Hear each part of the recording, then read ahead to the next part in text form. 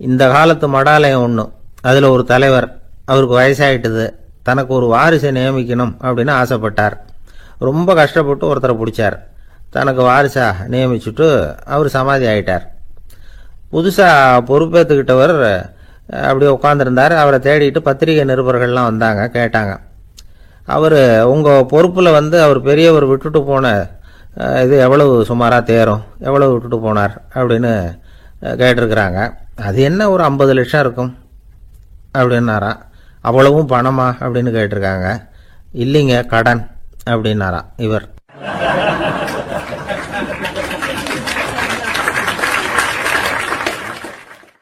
ஒரு நாள் ஒரு 10-15 பள்ளிக்கூடத்து பிள்ளைங்க தேடிட்டு வந்தாங்க. உங்களை பார்த்துட்டு தான் போகணும், அதுக்காக தான் வந்திருக்கோம்னாங்க. என்ன விஷயம்னு கேட்டோம். நாங்கள்லாம் கூடி ஒரு முடிவு பண்ணியிருக்கிறோம், அதை உங்ககிட்ட சொல்லணும் அப்படின்னாங்க. அதுவும் ஒரு வாண்டு பையன் அதை சொன்னான். என்ன முடிவு அது அப்படின்னு கேட்டோம் ரொம்ப ஆர்வமாக.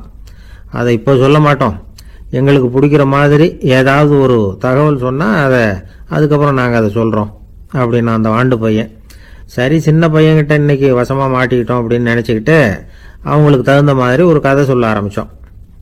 அது என்ன கதைன்னா, ஒரு பெரிய காடு, அதில் பலவிதமான மிருகங்கள். அந்த காட்டுக்கு ஒரு சிங்கம் தான் ராஜா. எப்பவும் காட்டுக்கு அது தானே ராஜா. ஒரு பெரிய யானைக்கு இது பொறுக்கலை.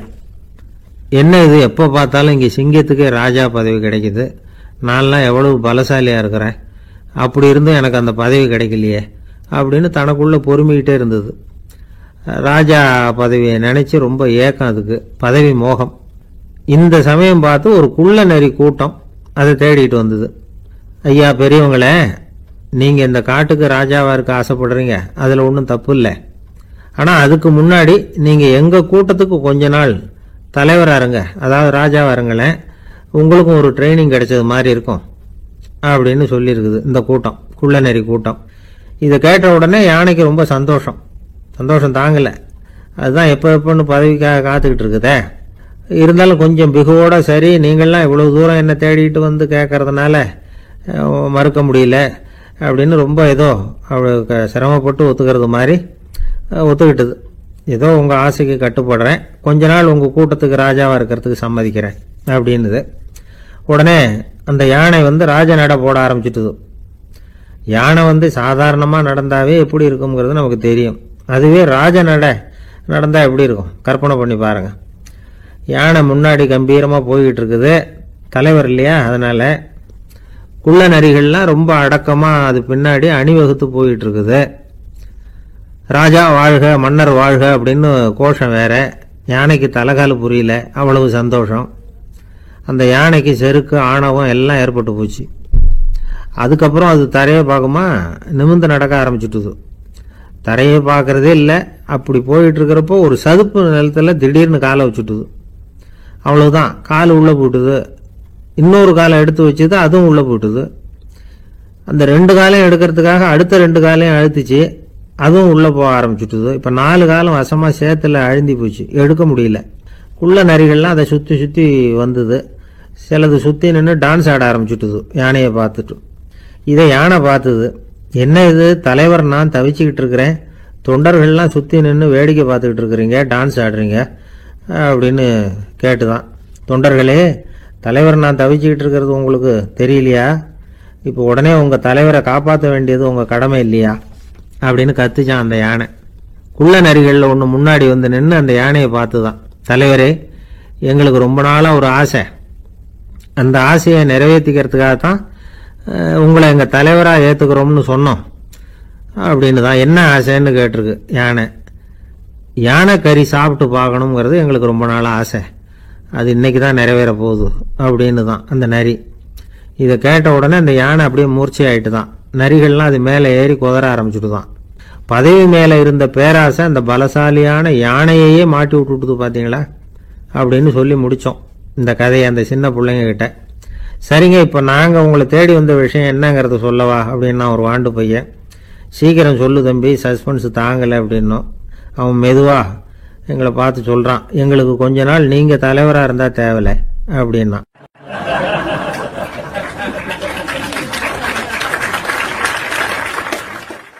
நாட்டுல நல்லவங்க ஒருத்தர் 2 பேர் இருக்கிறதுனால தாங்க மழையே பெய்யுது அப்படின்னு சொல்றது உண்டு.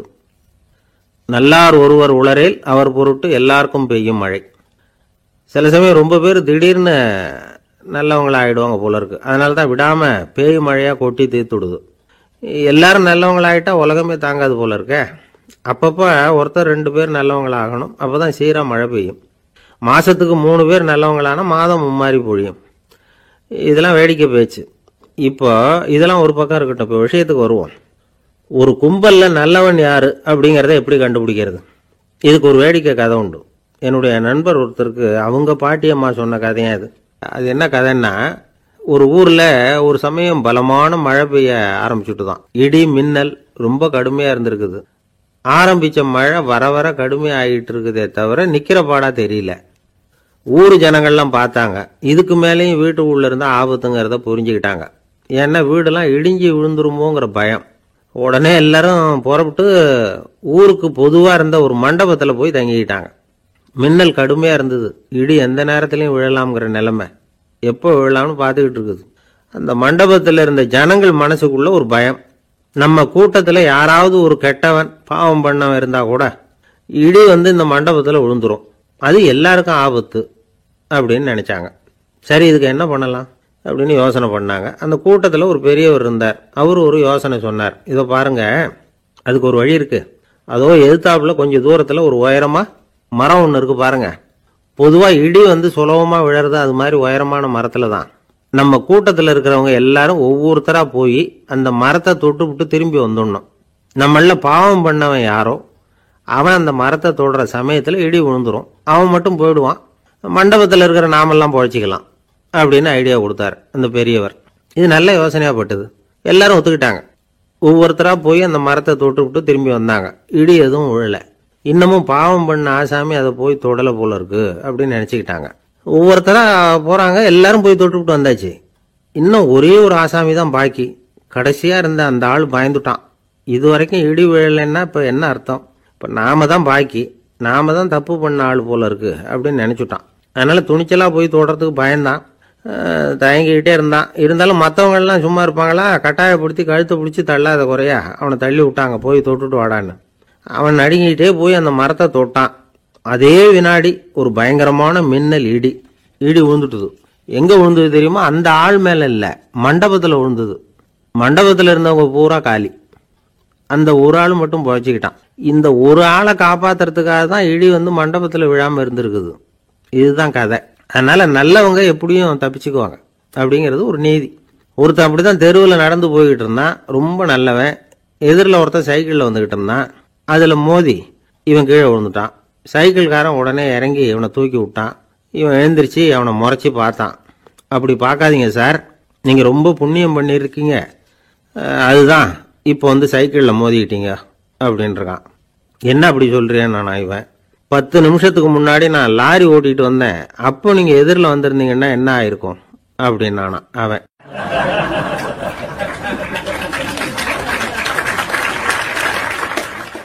ஒரு நண்பர் யாருக்கோ ஃபோன் பண்ணிட்டு இருந்தார். அவர் பேசி முடிச்சதும் நான் அவரை பார்த்து, இப்போ ஃபோன் பண்ணீங்களே, அந்த ஃபோன் நம்பர் என்ன அப்படின்னு கேட்டேன். அவர் தலையை சொரிஞ்சுக்கிட்டார். ஞாபகம் வரலன்னார். சரி சார், அதை விடுங்க, உங்க மனைவி பேர் என்ன அப்படின்னு கேட்டேன். மாலதின்னார். என்ன சார் இது வேடிக்கை? கொஞ்ச நேரத்துக்கு முன்னாடி பேசின ஃபோன் நம்பர் மறந்து போச்சு. எப்போவோ கல்யாணம் பண்ணிக்கிட்ட மனைவி பேர் மறக்கல, அதை கரெக்டாக சொல்லிவிட்டீங்களே அப்படின்னு கேட்டேன். அவர் என்ன ஒரு மாதிரியா பார்த்தார்.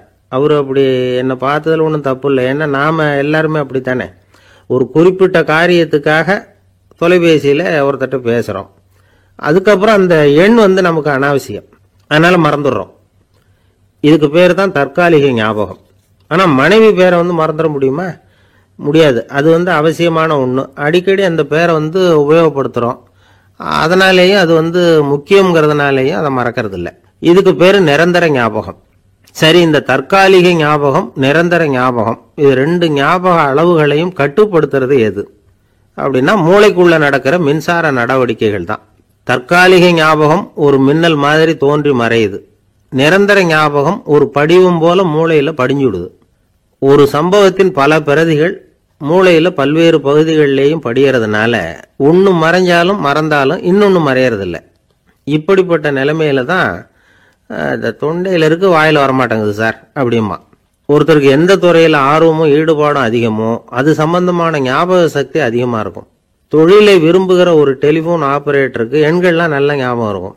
அது மாதிரி கவிஞர்களுக்கு வார்த்தைகள் நல்ல ஞாபகத்தில் இருக்கும். இது ஒரு பக்கம் இருந்தாலும் ஒரு மூளை எண்களை விட எழுத்துக்களை விட படங்களை ரொம்ப சுலபமாக ஞாபகத்தில் வச்சுக்குது. புரிஞ்சுக்கிற தன்மை, அனுபவம், புத்தி கூர்மை இது கூடி குறையிறத பொறுத்து ஞாபக சக்தியும் ஏறும் இறங்கும். இப்போ உதாரணத்துக்கு ஒரு பையனுக்கு படித்தது எதுவும் ஞாபகத்தில் இல்லைன்னா அவன் அதை சரியாக புரிஞ்சுக்கலன்னு அர்த்தம். இந்த மறதிங்கிறது எந்த சமயத்தில் ஒரு பிரச்சனை ஆகுது தெரியுமா? உங்களுக்கு வேண்டியப்பட்ட ஒருத்தரை ஞாயிற்றுக்கிழமை சாயந்தரம் சரியாக 5 மணிக்கு கடற்கரைக்கு வர சொல்லிவிட்டு அந்த நேரத்தை மறந்துட்டா அது பரவாயில்ல, வர சொன்னதையே மறந்துட்டாதான் நிலைமை மோசம்னு அர்த்தம். இப்படி இருந்தால் இது சிகிச்சை எடுத்துக்க வேண்டிய நிலைமைங்கிறத புரிஞ்சுக்கணும். ஆமாம், இதுக்கும் மருந்து இருக்கு. ஆனால் மூளை குறிப்பிட்ட அளவுக்கும் கீழே இயங்குறப்போவோ இன்னொன்று சொல்லுவாங்க, இந்த நியூரோ டிரான்ஸ்மிட்டர் அப்படின்னு சொல்லுவாங்க. அப்படிங்கிற மூளை ரசாயனம் ரொம்பவும் குறைஞ்சி போகிறப்போ மட்டும்தான் உபயோகப்படும். டாக்டர் என்ன சொல்கிறாங்க தெரியுமா? மூளையை பொறுத்த வரைக்கும் அதில் ஞாபக சக்தி அதிகமாக உள்ள மூளை, மறதி உள்ள மூளை அப்படின்னு ஒன்றும் கிடையாது அப்படிங்கிறாங்க. நினைவு வச்சுக்கிறதுக்கு பயிற்சி அளிக்கப்பட்ட மூளை, பயிற்சியற்ற மூளை அப்படின்னு வேணும்னா சொல்லலாம் அப்படின்னு சொல்கிறாங்க. அதனால நம்ம ஞாபக சக்திங்கிறது நம்ம கிட்ட இருக்கிற பயிற்சி, முயற்சி இதை பொறுத்து தான் அமையும். ஒருத்தர் ஒரு பென்சிலை எங்கேயோ வச்சுக்கிட்டு தேடிக்கிட்டு இருந்தார். அப்புறம் என்னமோ தீவிரமாக யோசனை பண்ணி அதை ஞாபகப்படுத்தி பார்த்துக்கிட்டு இருந்தாராம். எதிரில் உட்காந்துருந்தவர் சொன்னார், பென்சிலை தானே தேடிட்டு இருக்கீங்க, அது உங்கள் வலது காதில் இருக்குது சார் அப்படின்னாராம் அவர். இதுக்கு அவர் சொல்லியிருக்காரு, பென்சிலை வலது காதில் தான் வச்சிருக்கேங்கிறது எனக்கு நல்லா ஞாபகம் இருக்கு, ஆனால் எது வலது காதுங்கிறது தான் மறந்து போச்சு அப்படின்னாராம். அவர் அதை தான் யோசிச்சுட்டு இருந்திருக்கிறார்.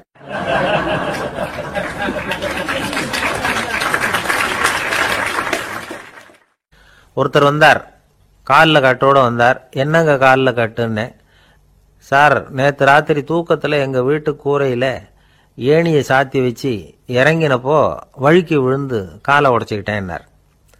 உங்கள் வீட்டில் தான் ஏணியே கிடையாது சார் அப்படின்னு. உண்மைதான் சார், நான் கீழே விழுந்து முழிச்சுக்கிட்டதுக்கு அப்புறம் தானே ஏணி இல்லைங்கிறது எனக்கு ஞாபகம் வந்தது அப்படின்னார்.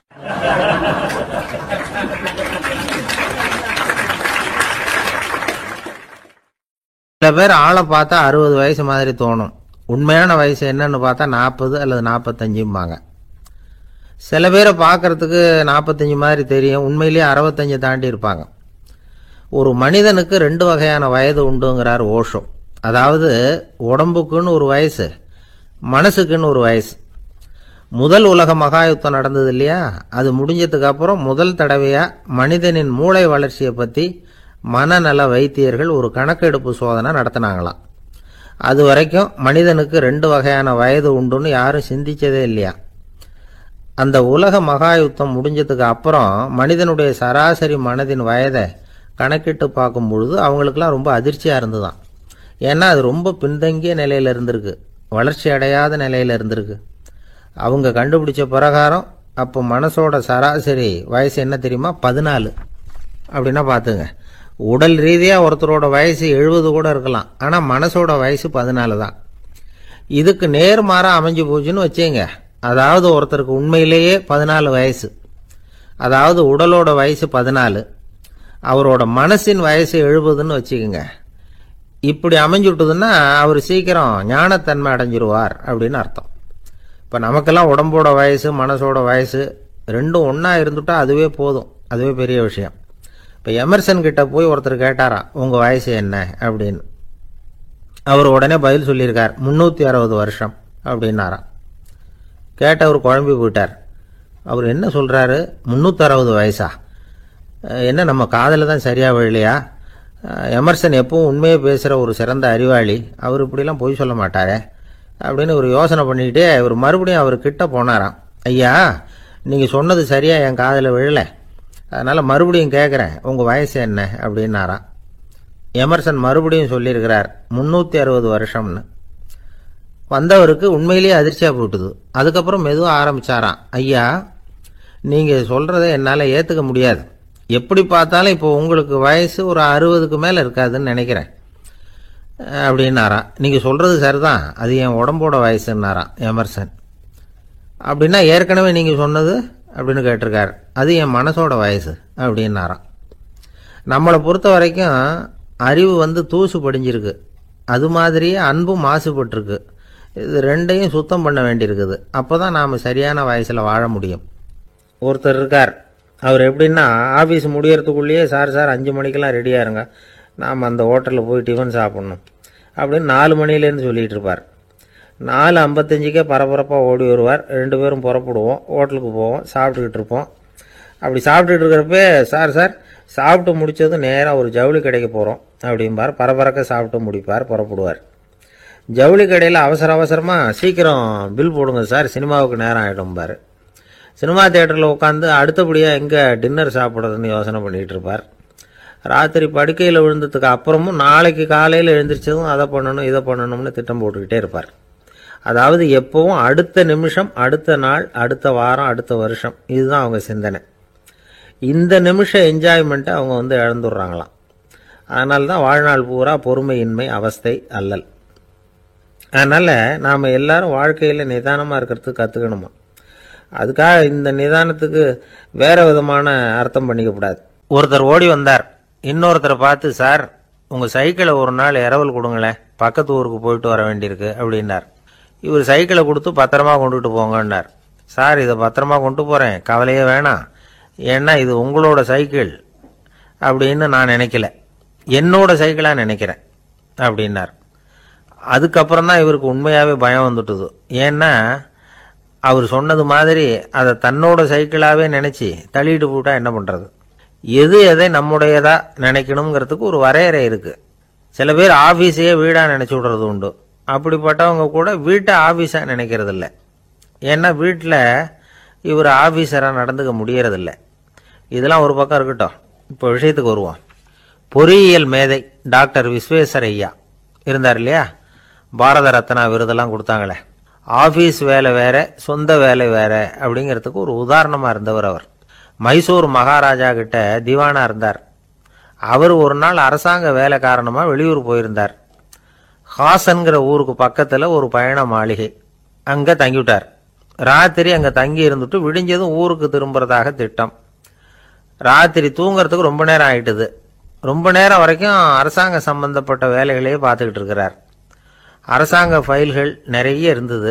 அதையெல்லாம் ஒவ்வொன்றா எடுத்தார், படித்து பார்த்தார், பரிசீலனை பண்ணார். அதில் எழுத வேண்டியதை எழுதினார், கையெழுத்து போட்டார். ஒரு வழியாக அந்த வேலையெல்லாம் முடிஞ்சுது. அதுக்கப்புறம் என்ன பண்ணார்னா, தன்னுடைய சூட்கேஸை திறந்தார். அதிலிருந்து 2 மெழுகுவத்தியை எடுத்து கொளுத்தி வச்சார். அந்த பயண மாளிகையில் அது வரைக்கும் எரிஞ்சுக்கிட்டு இருந்த மின்சார விளக்குகளை அணைச்சுட்டார். அதுக்கு பிறகு அந்த மெழுகுவத்தி வெளிச்சத்தில் சில புத்தகங்களை தொடர்ந்து படிக்க ஆரம்பிச்சிட்டார். அந்த பயண மாளிகையில் பணியாளராக இருந்தவர் இதை பார்த்துட்டு ஓடி வந்தார். மறுபடியும் மின் விளக்கு போடுறதுக்காக போனார். விஸ்வேஸ்வரய்யா அதை பார்த்துட்டு போட வேணாம்ட்டாராம். இது வரைக்கும் நான் அரசாங்க அலுவல்களை கவனிச்சுக்கிட்டு இருந்தேன், அதனால் மின் விளக்குகள் அப்போ எரிஞ்சதில் தப்பு இல்லை. இப்போ நான் புத்தகம் படிச்சுக்கிட்டு இருக்கேன், இது என்னுடைய சொந்த வேலை. இங்கே இருக்கிற மின் விளக்கு அதுக்காக ஏன் எரியணும் அப்படின்னு கேட்டாராம். இப்போ இருக்கிற சில அரசு பணியாளர்கள்கிட்ட இந்த சம்பவத்தை பேச்சோட பேச்சா சொல்லி பார்த்தேன். அவங்களால இதை ஜீரணிக்கவே முடியல. நேர்மை தேவைதான் சார், அதுக்காக அவ்வளவு தூரத்துக்கு அது தேவையா அப்படிங்கிறாங்க. விஸ்வேஸ்வரய்யா அப்படி பண்ணினது தான் ஒரு நேர்மையாளர் அப்படின்னு இந்த உலகத்துக்கு நிரூபிக்கணுங்கிறதுக்காக இல்லை. தான் அப்படி நடந்து காட்டினா தன்னை சுற்றி இருக்கிறவங்களும் அதை கேள்விப்படுறவங்களும் முடிஞ்ச அளவுக்கு பொது வாழ்க்கையில், அரசு பணியில் நேர்மையை கடைபிடிக்க முயற்சி பண்ணலாமே அப்படிங்கிறதுக்காகத்தான். இப்போவும் சில பேர் இருக்கிறாங்க, இவங்க ஆஃபீஸ் வேற வீடு வேறன்னு நினைக்கிறது இல்லை, அவ்வளவு உரிமை.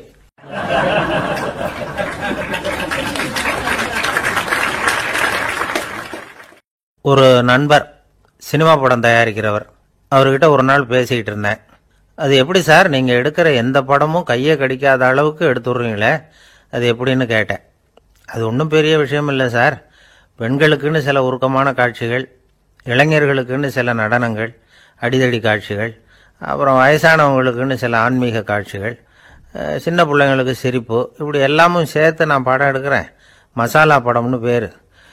இது ரொம்ப பெருசாக இல்லைன்னாலும் ஓரளவுக்கு சுமாராக ஓடிடும், கையை கடிக்காது அப்படின்னார். இது ஒரு உத்தி. சில பத்திரிகை ஆசிரியர்களும் இந்த உத்தியை கையாளுறது உண்டு. இந்த உத்திக்கு பார்னம் உத்தி அப்படின்னு பேர். பார்னம் எஃபெக்ட் அப்படின்னு சொல்லுவாங்க. அதாவது ஃபீனியஸ் டி பார்னம் அப்படின்னு ஒருத்தர் அமெரிக்காவில் இருந்தாராம். அதாவது 19ஆம் நூற்றாண்டில் அமெரிக்காவில் கொடிகட்டி பறந்த ஒரு சர்க்கஸ் நிறுவனத்தின் அதிபர் அவர். இந்த உலகத்தில் ஒவ்வொரு நிமிஷமும் ஒரு ஏமாளி பறந்துக்கிட்டே இருக்கிறான் அப்படிங்கிறது அவருடைய சித்தாந்தம். ஒவ்வொருத்தரையும் திருப்திப்படுத்துகிற அளவுக்கு அம்சங்களை கொஞ்சம் கொஞ்சமாக கலந்து கேளிக்கை நிகழ்ச்சிகளை நடத்தினது தான் அவருடைய மகத்தான வெற்றிக்கு காரணம். அதனால் அந்த உத்தியை யார் கடைப்பிடிச்சாலும் சரி, அதுக்கு பார்னம் உத்தி அப்படின்னு பேர் வந்துட்டுது. ஜோசியம் சொல்கிறவங்களுக்கும் இந்த உத்தி தான் கை கொடுக்குது. ஒரு விஷயத்த ஒருத்தருடைய கோள் நிலைகள் அல்லது கையெழுத்து நிரூபிக்கிறதாக அவர்கிட்ட சொன்னால் அதை அவர் நம்பிவிடுவார். ஆனால் அந்த விஷயம் நல்லதாக இருக்கணும், நேர்மையானதாக இருக்கணும், அதாவது பாசிட்டிவாக இருக்கணும். 8ஆம் இடத்துல குரு, 9ஆம் இடத்துல சனி, நீங்கள் ஒரு பெரிய மேதை தான் அப்படின்னு சொல்லுவாங்க. கேட்குறவங்களுக்கு அதை மறுக்கிறதுக்கு மனசு வராது. அப்படி சொல்லும் பொழுது கூடவே என்ன கொஞ்சம் முன்கோபம் அதிகமாக இருக்கும், இருந்தாலும் அது உடனே மறைஞ்சிரும் அப்படின்னு சில அற்ப விஷயங்களையும் சொன்னாலும் அதையும் சரிதான்னு சொல்லி ஒத்துக்குவாங்க. ஆளுமையை எடை போடுகிற ஒரு நிறுவப்பட்ட உத்தியின் மூலமாக தன்னுடைய குணாதிசயங்கள் கண்டுபிடிக்கப்பட்டதாக அவர் நம்புறது தான் இதுக்கு காரணம். இந்த மாதம் பணத்தட்டுப்பாடு கொஞ்சம் இருக்கும், உடம்புல ஏதாவது கொஞ்சம் அசௌகரியம் இருக்கும், வீட்டுக்குள்ளே லேசாக மனஸ்தாபம் வரலாம், இது மாதிரி பொதுப்படையாக சிலதை சொன்னாலே போதும், மக்களை நம்ப வச்சுடலாம். இதெல்லாம் நமக்கு மட்டும்தான் ஏற்படுது அப்படின்னு சொல்லி அவங்க நினைக்கிறது தான் காரணம். இதுதான் பார்னம் உத்திங்கிறது. மனிதர்கள் பாராட்டுக்களை விரும்புகிறதும் விமர்சனங்களை வெறுக்கிறதும் பார்னம் உத்தியின் அடுத்த கூறு. அதனால் ஒருத்தருக்கு ஜோசியம் சொன்னாலும் சரி, அவருடைய ஆளுமையை மதிப்பிடுறதாக இருந்தாலும் சரி, அவரை புகழற மாதிரி இருந்தாலும் சரி, அப்படி இருந்தால் தான் அது சரியாக இருக்கும். சாதகமான விஷயங்களை அதிகமாகவும் பாதகமான விஷயங்களை நாசூக்காகவும் சொன்னால் மக்கள் அதை நம்பிவிடுவாங்க. ஒருத்தரை கருமின்னு சொன்னால் ஏற்றுக்க மாட்டார். அதையே கொஞ்சம் மாற்றி நீங்கள் கொஞ்சம் சிக்கனமான ஆசாமி அப்படின்னு சொன்னால் நீங்கள் சொல்கிறது சரிதான் சார் அப்படிம்பார். நீங்கள் பெரிய செலவாளி தான், இருந்தாலும் நல்ல விஷயங்களுக்கு தான் செலவழிப்பீங்க அப்படின்னு சொல்லணும். இப்படி இந்த பார்னம் உத்தியை கடைபிடிச்சி இன்னைக்கு வெற்றிகரமாக காலம் தள்ளுறவங்க நிறைய பேர் இருக்கிறாங்க. இந்த உலகத்தில் ஒவ்வொரு நிமிஷமும் ஒரு ஏமாளி பறந்துக்கிட்டே இருக்கிறான் அப்படிங்கிறது தான் ஃபீனியஸ் பார்னம் அவர்களுடைய நம்பிக்கை. அதை விட அடுத்தவங்களை ஏமாளியாக நினைக்கிற மனுஷர்கள் தான் இன்றைக்கி உலகத்தில் ரொம்ப அதிகம். ஒருத்தர் தன்னுடைய மேலதிகாரிகிட்ட போய், ஐயா ஒரு நாள் லீவு வேணும், என் தங்கச்சிக்கு கல்யாணம் அப்படின்னார். அவர் பார்த்தார், ஒரு 10 நிமிஷம் வெளியில் இருங்கன்னார். 10 நிமிஷம் கழித்து கூப்பிட்டார், இதை பாருங்கள், நீங்கள் சொல்கிறது பொய், இப்போ உங்கள் தங்கச்சிக்கு ஃபோன் பண்ணேன், அவங்க தனக்கு 2 வருஷத்துக்கு முன்னாடியே கல்யாணம் ஆகிட்டதாக சொல்கிறாங்க அப்படின்னார். உடனே இவர் சொன்னார், சார் இப்போ நீங்கள் சொல்கிறதும் பொய்யா தான் இருக்கணும், ஏன்னா நிஜமாக எனக்கு ஒரு தங்கச்சியே கிடையாது அப்படின்னார்.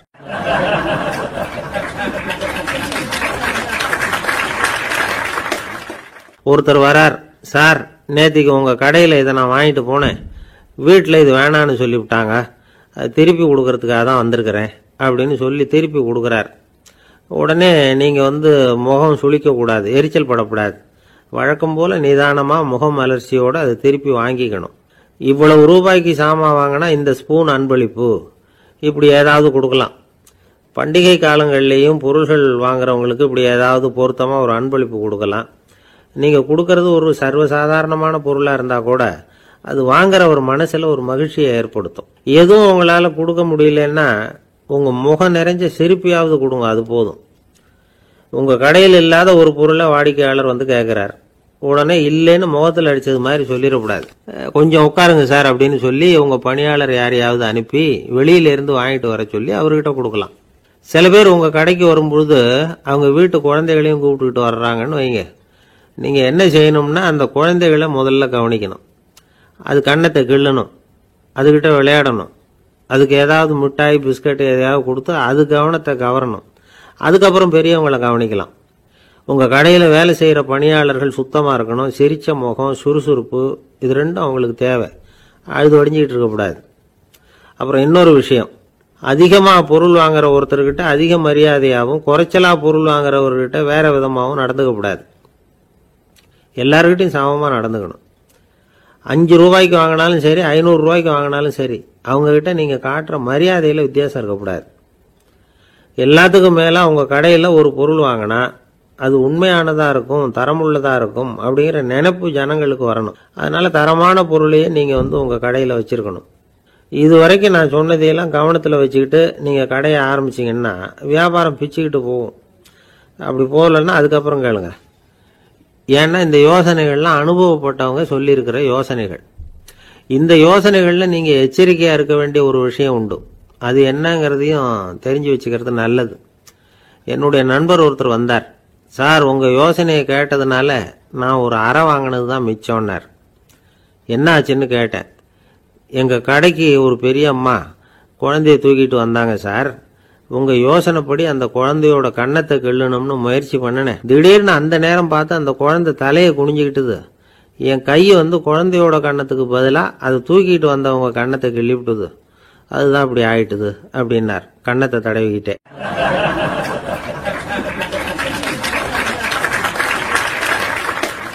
ஒரு நாள் காலை நேரம் ஒரு குரு படுக்கையை விட்டு எழுந்திருக்கிறார்.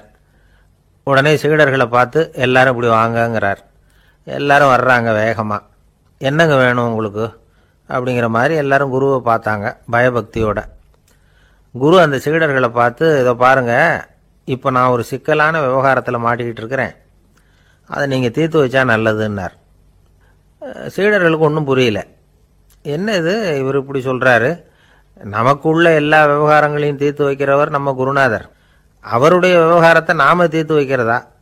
ஆச்சரியமாக இருக்குதே, குருநாதருக்கே சிக்கலா அப்படின்னு யோசனை பண்ண ஆரம்பித்தாங்க. இருந்தாலும் ரொம்ப பணிவாக கேட்டாங்க. சுவாமி, உங்களுக்கே சிக்கலா? இந்த உலகத்து சிக்கல்களுக்கும் சிரமங்களுக்கும் அப்பாற்பட்டவர் அல்லவா தாங்கள்? அப்படிப்பட்ட உங்களுக்கு சிக்கல்னா அது எப்படி அப்படின்னாங்க. எனக்கு ஏற்பட்டிருக்கிற சிக்கல் அவ்வளவு பெருசு, ரொம்ப பெரிய விவகாரம் அது அப்படின்னார் குரு. கொஞ்சம் விவரமாக சொல்லுங்க அப்படின்னாங்க இவங்க. இப்போ அந்த குரு விவரத்தை சொன்னார். அதாவது நேற்று ராத்திரி நான் ஒரு கனவு கண்டேன். அந்த கனவில் நான் ஒரு பட்டாம்பூச்சியாக மாறிட்டேன். அப்படி மாறி ஒவ்வொரு மலராக பறந்து போய் உட்காந்து தேன் சாப்பிட்டேன் அப்படின்னார். சீடர்கள் இதை கேட்டதும் ரொம்ப திகைச்சு போயிட்டாங்க. என்ன இது, இது ஒரு பெரிய பிரச்சனையா? ஒரு சாதாரண கனவு கண்டதுக்காகவா இந்த காலை வேளையில் நம்மளையெல்லாம் குருநாதர் இவ்வளவு அவசரமாக கூப்பிட்டுருக்கார் அப்படின்னு நினச்சாங்க. இருந்தாலும் கேட்டாங்க, இதில் என்ன சிக்கல் சுவாமி? கனவுங்கிறது எல்லாருக்கும் வரத்தானே செய்யும் அப்படின்னார் ஒரு சீடர். சீடர்களே, பிரச்சனை அது இல்லை. நான் இன்னைக்கு காலையில் கண்ணு முழிச்சு பார்த்தப்போ நான் நானாக மறுபடியும் மாறிட்டேங்கிறத தெரிஞ்சுக்கிட்டேன். இதில் சிக்கல் என்னன்னா, இப்போ அந்த பட்டாம்பூச்சி தான் நானாக ஆயிட்டதாக கனவு கண்டுகிட்டு இருக்கா அப்படிங்கிறது தான். ஒரு மனுஷன் பட்டாம்பூச்சி ஆகிறதாக கனவு காண முடியுங்கிறப்போ அந்த பட்டாம்பூச்சியும் மனுஷனாக ஆகிறதாக கனவு காண முடியும் இல்லையா? இப்போ எனக்கு யதார்த்த நிலை தெரியணும், எது நிஜம்னு தெரியணும். நேற்று ராத்திரி நான் கண்டது கனவா, அல்லது இது பட்டாம்பூச்சி கண்டுகிட்டு இருக்கிற கனவா? இதுதான் குரு கேட்ட கேள்வி. இதை கேட்டதும் சீடர்கள் ரொம்ப குழம்பி போயிட்டாங்க. சுவாமி, இது வரைக்கும் நாங்கள் தூங்குறப்ப பார்க்கறது கனவுன்னும் மூழ்கிட்டு இருக்கிறப்ப பார்க்கறது நனவுன்னு நம்பிக்கிட்டு இருக்கிறோம். இப்போ எங்களை ரொம்ப குழப்பிட்டீங்க, இதுக்கு பதில் சொல்ல எங்களுக்கு சக்தி இல்லை அப்படின்னு சொல்லிவிட்டாங்களாம். அதுக்கப்புறம் அந்த குரு சொன்னாராம், நினைவு தான் முக்கியமான அம்சம். முடிவு கட்டம்னா பகலின் நினைவுகளை விட இரவின் கனவுகளே ரொம்ப உண்மை. ஒருத்தன் தூங்க போனால் தூங்கிக்கிட்டே இருந்தால் அவன் காணும் கனவு பொய்ங்கிறத அவன் உணர மாட்டான். ஒவ்வொரு கனவும் காணும் பொழுது அது ரொம்ப உண்மையாக தான் தெரியுது. ஒரு கனவு கூட உண்மை இல்லைன்னு கனவுல தோன்றுவதே இல்லை அப்படின்னார் குரு. அகில வாழ்வு அத்தனையும் சொற்பனம் கண்டாய் அப்படிங்கிறார் தாயுமானவர். ஆகையினால நம்ம கனவுலேருந்து நாம் என்னைக்கு முழிச்சிக்க போகிறோம் அப்படிங்கிறது தான் ஒரு முக்கியமான கேள்வி. ஒரு ஆசாமி இருக்கிறார். அவருக்கு உடம்போட வயசு அதிகம், மனசோட வயசு ரொம்ப குறைச்சல், குழந்தை மாதிரி. அவர் ஒரு ஆஸ்பத்திரியில் படுத்திருக்கிறார். நர்ஸம்மா எல்லாருக்கும் மருந்து கொடுத்துட்டு போகிறாங்க. கொஞ்ச நேரம் கழித்து திரும்பி வந்தாங்க. அப்போ இவர் அந்த அம்மாவை கூப்பிட்டு சொல்கிறார், இதை பாருங்கள் சிஸ்டர், நீங்கள் எல்லாருக்கும் சின்ன சின்ன மாத்திரையாக கொடுத்துட்டு எனக்கு மட்டும் நீளமான மாத்திரையாக கொடுத்துட்டீங்க. முழுங்கிறதுக்கு ரொம்ப கஷ்டமாக போச்சு. இனிமேல் எனக்கும் சின்ன மாத்திரையாக கொடுங்க சிஸ்டர் அப்படின்னாராம். அந்த அம்மா உடனே அதிர்ச்சியாகி தலையில் அடிச்சுக்கிட்டாங்களாம். நான் கஷ்டப்பட்டு மாத்திரையை முழுங்கினத்துக்கு நீங்கள் ஏமா தலையில் தட்டிக்கிறீங்க அப்படின்னு கேட்டிருக்காரு இவர். இதுக்கு அவங்க சொல்லியிருக்கிறாங்க, நான் உங்களுக்கு கொடுத்துட்டு போனது மாத்திரை இல்லைங்க, அது தெர்மாமீட்டர் அப்படின்னாங்களாம்.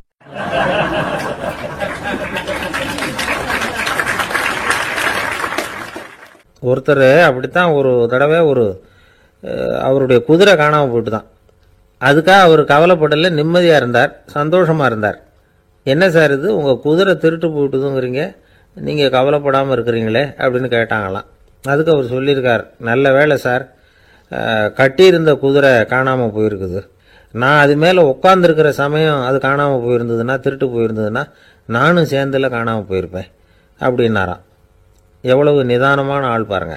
ஒருத்தர் அப்படிதான், அவருக்கு அவசரமாக 5000 ரூபா தேவைப்பட்டது. ஆஃபீஸு பணத்தை எடுத்துக்கிட்டார். அந்த நேரம் பார்த்து ஆடிட் வந்துட்டுது. ஆப்பிட்டுக்கிட்டார். விசாரணை நடக்குது. அவர் சொல்கிறார், சார் நான் நேரம் காலம் பார்க்காம ஆஃபீஸில் வேலை செய்வேன்.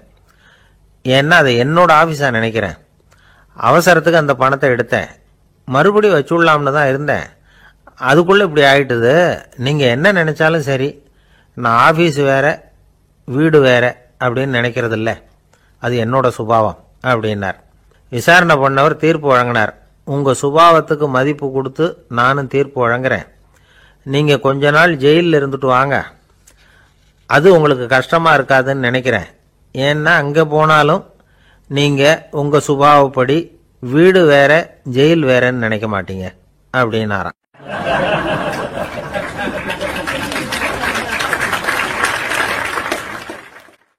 எனக்கு அதிர்ஷ்டமே இல்லை சார் அப்படின்னார் ஒருத்தர். ஏன் அப்படி சொல்கிறீங்கன்னு கேட்டோம். வியாபாரம் பண்ணலாம்னு ஒரு கடை வச்சேன். வேண்டியப்பட்டவங்க கூட என் கடையில் எதுவும் வாங்க மாட்டேங்கிறான். எல்லாரும் அடுத்த கடைக்கு தான் போகிறான் அப்படின்னு சொல்லி ரொம்ப அழுத்துக்கிட்டார். இதுக்கு போய் அதிர்ஷ்டம் இல்லைன்னு சொல்லாதீங்க. வாடிக்கையாளர்களை கவர்றது எப்படிங்கிறது உங்களுக்கு தெரியல, அதுதான் குறை அப்படின்னும். சார் உங்களுக்கு தெரிஞ்ச அந்த ரகசியத்தை எனக்கும் கொஞ்சம் சொல்லி கொடுங்களேன் அப்படின்னார். சரி உங்கள் காதை இப்படி கொடுங்க அப்படின்னு சொல்லி அது சம்பந்தமாக பெரிய வல்லுநர்கள் சொல்லியிருக்கிற கருத்துக்களை அவர்கிட்ட சொல்ல ஆரம்பித்தோம். அதாவது இந்த வாடிக்கையாளர்களை கவர்றதுக்கு வல்லுநர்கள் பல ஆலோசனைகளை ஏற்கனவே சொல்லி வச்சிருக்கிறாங்க. அது சம்பந்தமாக அனுபவப்பட்டவங்க, அதை தெரிஞ்சு வச்சுக்கணும். அதாவது கடை வச்சிருக்கிறவங்க எல்லாரும் இதை கொஞ்சம் காதில் வாங்கி வச்சுக்கணும். எதை இப்போ சொல்ல போகிறத. எப்பவும் பணத்தை சம்பாதிக்கிறதுலேயே குறியாக இருக்கக்கூடாதான். அதை விட முக்கியமாக நீங்கள் சம்பாதிக்க வேண்டியது வாடிக்கையாளர்களுடைய மன நிறைவு. வர்றவங்க திருப்தியோடு போகணும், அது முக்கியம். அதில் கவனமாக இருக்கணும். கடைக்கு வர்ற ஒருத்தர் ஏதாவது ஒரு குறை சொல்கிறாருன்னு வச்சுங்க, அதை அலட்சியப்படுத்தக்கூடாது. ரொம்ப அக்கறையோடு அதை காது கொடுத்து கேட்கணும். அப்படியா சார், அதை நான் அவசியம் கவனிக்கிறேன் அப்படின்னு சொல்லணும். ஒரு நண்பரை 6 மணிக்கு ஒரு இடத்துக்கு வர சொல்லியிருக்கிறீங்க. 6 மணிக்கு அவர் வரலை. உடனே பொறுமை இழந்து நடந்துக்கக்கூடாது. ஒரு 10 நிமிஷம் டிலே ஆகலாம். ஒரு வர்ற வழியில் பஸ்ஸு கூட ஏதாவது டிராஃபிக்கில் மாட்டியிருக்கலாம். அதெல்லாம் எதிர்பார்த்தே கொஞ்சம் காத்திருக்கிறதுல ஒன்றும் தப்பு இல்லை. சில சமயம் டிலே ஆகிறது கூட நல்லதாக முடியும். ஒரு பஸ்ஸை தவற விட்டுட்டு ஐயோ கொஞ்சம் ஒரு 2 நிமிஷம் முன்னாடி வந்திருந்தா பிடிச்சிருக்கலாமே அப்படின்னு தவிச்சிக்கிட்டு இருப்பாங்க சில பேர். அடுத்தபடியாக வர்ற பஸ்ஸு நேரடியாக நீங்கள் போக வேண்டிய இடத்துக்கே கொண்டு போய் விடுற பஸ்ஸாக கூட இருக்கலாம். அது உங்களுக்கு முன்னாடி தெரியாதுல்ல. சில நெருக்கடியான சூழ்நிலைகளை தமாஷா எடுத்துக்கிறதுக்கு பழகிக்கணும். சில இடங்களுக்கு போகிறப்ப காத்திருக்கிறதுக்கு நம்ம மனசை தயார்படுத்திக்கிட்டே போகணும். ஒரு ரயிலுக்கோ பஸ்ஸுக்கோ அல்லது விமானத்துக்கோ கப்பல் பிரயாணத்துக்கோ போகிறப்போ அங்கே போய் நீங்கள் மணிக்கணக்கில் கூட காத்துக்கிட்டு தான் இருக்கணும். புறப்படுற நேரம் கூட மாறலாம். நீங்கள் போய் சேர்ந்ததும் அது உடனே புறப்படணும்னு கட்டாயமாக என்ன. அது மாதிரி சமயத்தில் படிக்கிறதுக்குன்னு சில சுவாரஸ்யமான புத்தகங்களையும் கையில் எடுத்துக்கலாம். உங்களை சுற்றி எவ்வளவோ சுவாரஸ்யமான சம்பவங்கள் நடந்துக்கிட்டு இருக்குதுல்ல, அதையெல்லாம் வேடிக்கை பாருங்கள். எதுக்காக காத்துக்கிட்டு இருக்கிறோமோ அந்த காரியத்தில் உண்மையாகவே நமக்கு ஒரு அக்கறை இருந்தால் நமக்கு போர் அடிக்காது. சில கோயில்களில் பார்த்துருப்பீங்க, தரிசனத்துக்காக பக்தர்கள் நாள் கணக்கில் காத்துக்கிட்டு இருப்பாங்க. அவங்களெலாம் அழுத்துக்கிறது இல்லை. ஆண்டவனை தரிசிக்கணுங்கிற உண்மையான அக்கறை இருக்கிறதுனால அவங்களுக்கு போர் அடிக்கிறது இல்லை. ஆனால் சில சினிமா தியேட்டரில் கூட பார்க்கலாமே, சினிமா கியூ கூட அப்படி தான். சாயந்தரம் 6 மணி ஆட்டத்துக்கு காலம்பரம் 6 மணிக்கே போய் கூட காத்துக்கிட்டு இருப்பாங்க. அவங்களுக்கெல்லாம் போர் அடிக்காது, படம் பார்க்குற ஆர்வம். இன்னொரு முக்கியமான விஷயத்தை நாம் பழக்கப்படுத்திக்கணும். லிவ் ஃபார் தி மூமெண்ட் அப்படிங்கிறாங்க நிபுணர்கள். ரொம்ப பேர் எப்படின்னா அடுத்தபடியாக நடக்க போகிற விஷயத்திலேயே கவனமாக இருப்பாங்க. அந்த நினைப்புலேயே இந்த நிமிஷத்தை பொறுமை இல்லாமல் கழிப்பாங்க. தானத்தில் சிறந்தது எது அப்படின்னு ஒரு கேள்வியை கேட்டு தானத்தில் சிறந்தது நிதானம் அப்படின்னு அதுக்கு ஒரு பதிலும் சொல்கிறவங்க உண்டு. நிதானம் ரொம்ப அவசியம், அதுவும் இன்றைய உலகத்துக்கு ரொம்ப அவசியம். இன்றைக்கி உலகம் ரொம்ப பரபரப்பாக போய்கிட்டு இருக்குது. பொறுமையாக இருக்கணும்னு நினைக்கிறவங்களால கூட அப்படி இருக்க முடியறதில்ல. பொறுமையை சோதிக்கிறது மாதிரி பல சம்பவங்கள், அதையெல்லாம் சந்திச்சே தீர வேண்டியிருக்குது. எங்கே போனாலும் க்யூவில் நிற்க வேண்டியிருக்குது, எங்கே போனாலும் காத்துக்கிட்டு இருக்க வேண்டியிருக்கு. ஆஃபீஸ்லேயோ வீட்லேயோ கூட நீங்கள் நிதானமாக பொறுமையாக நடந்துக்க தெரியலன்னா உங்களுக்கு சிடுமூஞ்சி, முசுடு இப்படிலாம் பேர் வச்சுருவாங்க. அது உங்களுக்கு தேவையா? சரி, வாழ்க்கையில் பொறுமைசாலின்னு பேர் வாங்கிறதுக்கு என்ன வழி? முதல் பாயிண்ட், நீங்கள் நினைக்கிறது, எதிர்பார்க்கறது, செய்யறது எல்லாமே 100% கரெக்டாக நடக்கணும்னு ஆசைப்படக்கூடாது. எதுவாக இருந்தாலும் அதில் ஓரளவுக்கு தவறு நடக்கலாம் அப்படிங்கிறத எதிர்பார்த்தே இருக்கணும். ஓரளவுக்கு அதை அனுமதிக்கணும். திபேத் நாட்டில் புத்த மடாலயங்கள் நிறைய உண்டு. அதுக்கு ஒரு தலைமையகமும் உண்டு. அது இந்த திபேத் தலைநகரம் லாசாவில் இருக்குது. ரொம்ப காலத்துக்கு அப்பால் அதை பற்றியெல்லாம் நிறைய விவரங்கள் எழுதி வச்சிருக்கிறாங்க. அது இப்போவும் நமக்கு கிடைக்குது. அதாவது ரொம்ப தூரத்துக்கு அந்தாண்ட மலைகளுக்கு நடுவில் ஒரு கிளை மடாலயம். அந்த மடத்தின் தலைவருக்கு வயசாயிட்டு தான். அதனால் தலைமை பொறுப்பை வேற ஒருத்தர்கிட்ட ஒப்படைக்கலாம் அப்படின்னு முடிவு பண்ணாராம். உடனே ஒரு லாமாவை கூப்பிட்டார். அவர் மூலமாக தலைமை மடாலயத்துக்கு செய்தி அனுப்புனார், பொருத்தமான வாரிசு ஒருத்தரை அனுப்பி வைக்கும்படியாக. அந்த வாலிப லாமா புறப்பட்டார். காடு மேடெல்லாம் நடந்து போகிறார். ரொம்ப நாள் கழித்து தலைமை பீடத்தை அடைஞ்சார். தலைமை குரு கிட்ட விவரத்தை சொன்னார். தகுதியான ஒருத்தரை அனுப்பி வச்சா அழைச்சிட்டு போகிறேன் அப்படின்னார். சரி, நாளைக்கு காலையில் நீங்கள் அவங்க எல்லாரையும் அழைச்சிட்டு போகலாம்னார் அவர். அவங்க எல்லாரையுமா? அங்கே தேவைப்படுறது ஒருத்தர் தானே அப்படின்னார் இவர். ஆமான்னார். அப்புறம் ஏன் எல்லாரையும் அழைச்சிட்டு போக சொல்கிறீங்கன்னார். அது இப்போ உனக்கு புரியாது. நான் ஒரு 100 பிக்குகளை அனுப்புகிறேன், அதாவது பிட்சுகளை. அவ்வளவு பேரையும் அங்கே வச்சு சமாளிக்க முடியாது அப்படின்னாரு இவர். இருந்தாலும் இப்போ அந்த தலைமை குரு என்ன சொன்னார்னா, அதை பற்றி கவலைப்படாத, நான் 100 பேரை அனுப்புகிறேன். அதில் 99 பேர் வழியிலேயே காணாமல் போடுவாங்க, ஒருத்தன் மட்டும்தான் வருவான். அவனும் அங்கே சேர்ந்துட்டானா நீ ரொம்ப கொடுத்து வச்சவன் அப்படின்னார். இவருக்கு ஒன்றும் புரியல. இருந்தாலும் மறுநாள் அந்த வாலிபலாமா 100 பேரை அழைச்சிக்கிட்டு புறப்பட்டார். போகிற வழியிலேயே பல பேர் அங்கங்கே பிச்சுக்கிட்டு போயிட்டாங்க. அவர் சொன்னது மாதிரியே வழியில் அவங்க ஊர்கள் இருந்தது தான் காரணம். அப்பா அம்மாவை பார்த்துட்டு வரேன் அப்படின்னு கொஞ்சம் பேர் போனாங்க. சொந்த பந்தத்தை பார்த்துட்டு வரேன் அப்படின்னு கொஞ்சம் பேர். ஒரு வாரம் ஆச்சு. இப்போ மிஞ்சினது 10 பேர் தான். வழியில் ஒரு நகரம். அங்கே சில பிட்சுக்கள் சந்திச்சாங்க. எங்கள் மடத்து தலைவர் இறந்துட்டார், உங்களில் யாராவது ஒருத்தர் எங்களுக்கு தலைவராக முடியுமா அப்படின்னு கேட்டாங்க. 10 பேரும் தயார். அதில் ஒருத்தரை அழைச்சிக்கிட்டு அவங்க போயிட்டாங்க. இன்னொரு ஊரில் சில பேர் வந்தாங்க, வழி மறிச்சாங்க. நில்லுங்க, எங்கள் மன்னர் மகளுக்கு திருமணம், அதை நடத்தி வைக்க 3 லாமாக்கள் தேவை அப்படின்னாங்க. இப்படி கொஞ்சம் கொஞ்சமாக எல்லாரும் காலி. கடைசியில் 2 பேரும் மிஞ்சினாங்க. அங்கே ஒரு இளம்பெண் எதிரில் வந்தா. எங்கள் அப்பா வேட்டைக்கு போயிருக்கிறாரு, இன்னும் திரும்பி வரல. வீட்டில் வேறு யாரும் இல்லை, தனியாக இருக்க பயமாக இருக்குது, யாராவது ஒருத்தர் எனக்கு துணையாக இருக்கணும் அப்படின்னு கேட்டுக்கிட்டா. எங்கள் 2 பேரில் நீயே ஒருத்தரை தேர்ந்தெடுத்துக்கோ, இல்லைன்னா எங்களுக்குள்ளே சண்டை வந்துடும் அப்படின்னாங்க. இப்போ மிஞ்சினவர் ஒருத்தர். அவருக்கும் ஒரு சோதனை வந்தது. ஒரு தர்க்கவாதி எதிரில் வந்தான். உன்னோட வாதம் பண்ணணும்னா. இவனோட வாதம் பண்ணுறேன், அது முடிய ரொம்ப காலம் ஆகலாம். தர்க்கத்தில் நான் ஜெயிச்சா அங்கே வரேன், இல்லைன்னா இவருடைய சீடனை ஆயிடுவேன் அப்படின்னார் அவர். கடைசியாக அழைக்க வந்த வாலிபலாமா மட்டும் வெறுங்கையோடு திரும்பி போனார். அங்கே இருந்த வயசான மடாதிபதி கேட்டார், எத்தனை பேர் அங்கேருந்து புறப்பட்டீங்கன்னார். என்னையும் சேர்த்து 101ன்னார் அவர். நல்லது, நீயாவது திரும்பி வந்தியே, அதுதான் எனக்கு போதும். ஏன்னா நீ தான் எனக்கு உண்மையான வாரிசு. அந்த 100 பேரில் யாரும் வரமாட்டாங்க. அப்படின்னார் அவர். ஏன்னா அவருக்கு தெரியும் இவர் ஒருத்தர் தான் திரும்பி வருவாருங்கிறது. திபேத்தில் ஒரு பழங்கால பழமொழி உண்டாம், 100 பேர் செல்லலாம், எப்பொழுதாவது ஒருவன் அபூர்வமாக அடைய வேண்டிய இடத்தை அடைவான். இதுதான் அந்த பழமொழி. ஒரு உன்னதமான இலக்கை அடையணும்னா அது அவ்வளவு சுலபமான காரியம் இல்லை.